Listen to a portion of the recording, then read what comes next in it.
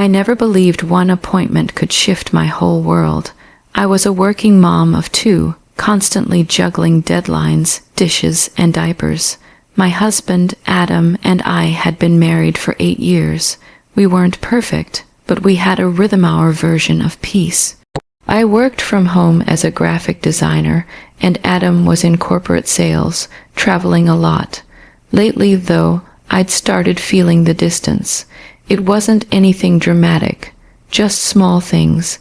He'd come home tired, listen when I talked, and always have something urgent to finish on his phone. So, when my best friend Chloe gifted me a massage voucher for my birthday, I thought, finally, 1 hour to just breathe. The spa was this cozy, dimly lit place that smelled like eucalyptus and calm. My therapist, a gentlewoman named Lena, asked if I had any areas of tension. I laughed, saying everywhere. She smiled knowingly. We'll start with your shoulders. Seems like you carry the world there. As the session began, I could feel the stress melting off me. For the first time in months, I wasn't thinking about bills, or clients, or Adam's late nights. I just existed. But when I got home, something was off. Adam was sitting on the couch, scrolling his phone, but he jumped slightly when I walked in. "Hey," he said quickly, locking his screen. His tone was forced, casual, but his eyes didn't meet mine. "Hey," I replied, shrugging it off. I told myself not to overthink it.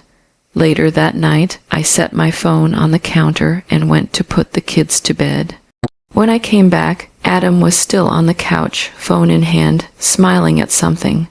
I caught a glimpse of the screen before he turned it away. A chat window, a woman's name I didn't recognize. I didn't say anything. Not yet. Instead, I decided to do something I'd never done before. Book him a massage. "Hey," I told him the next morning, "you've been working so hard lately. I got you a spa appointment this weekend. My treat." He looked startled. "Oh, that's nice. You sure? Positive?" I smiled, pretending I didn't feel my heart pounding in my chest. That Saturday, he left for his massage. He said it was amazing, that he felt relaxed, and I just nodded. But I had this gut feeling, a quiet, cold certainty that something was wrong. 2 days later, I saw the charge appear on our credit card. Not the spa I'd booked for him, a different name, a different location. I remember staring at the screen, the world spinning a little. I didn't want to believe it. I didn't want to be that paranoid wife digging through her husband's phone, but something told me to look deeper. That night, when he fell asleep, I took a chance. His phone had a new password. He'd never done that before. I didn't need proof anymore. The truth was already screaming at me in silence. The next morning, I didn't say a word. I just went about my day, but I called the spa listed on the statement. My voice was calm, my hands shaking. "Hi, I'm calling to confirm an appointment for Adam Lane." The receptionist hesitated. We can't give client details, ma'am." I smiled into the phone. "That's okay. I just wanted to thank whoever did his massage last time. He said it was wonderful." There was a pause. "Oh, yes, Lena did, I believe." Lena, the same woman who had given me a massage. I hung up, my heart breaking in silence. It wasn't just betrayal. It was cruel irony. The person who helped me relax had also become part of the reason I couldn't sleep. That night, I didn't confront Adam with rage. Instead, I made dinner, tucked in the kids, and then sat across from him at the table. I talked to the spa.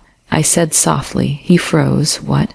"I called to thank your therapist. Turns out she was mine too." "Lena, right?" His face drained of color. For a moment he tried to lie. Then he just stopped. His shoulders dropped. His eyes filled with shame. "I didn't mean for it to happen," he whispered. I closed my eyes. No one ever does. There was no shouting, no thrown dishes or slammed doors. Just silence, heavy and final. I told him to leave for a few days while I figured things out. Those days were brutal. Every time I looked at my kids, I felt this ache, because they didn't deserve any of it. But the weirdest thing, I wasn't angry anymore, just tired. Then one evening, Chloe came over. I broke down completely. Between sobs, I told her everything, and she said something that stayed with me. You can rebuild yourself, Mia. Maybe not the same way, but stronger. For weeks, I went to therapy, alone at first. Then, surprisingly, Adam asked if he could come too. He looked broken, not because he got caught, but because he realized what he destroyed. Therapy wasn't easy. It forced us to dig deep into years of distance, unspoken resentment, and pain. I didn't forgive him right away. I didn't even know if I could, but something shifted. He stopped making excuses. He listened. He changed, not in words, but in consistent, quiet actions. Months later, I went back to that same spa this time to see a different therapist. I didn't go to erase what happened. I went because I needed closure. As I lay there, I realized that the first massage had broken something inside me, but this one was helping me rebuild it, not as a wife or a mother, but as a woman who learned that pain doesn't have to define the ending.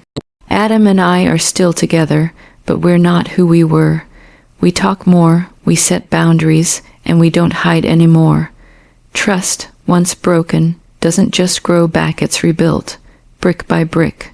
Sometimes, when people hear this story, they ask, "Why didn't you leave?"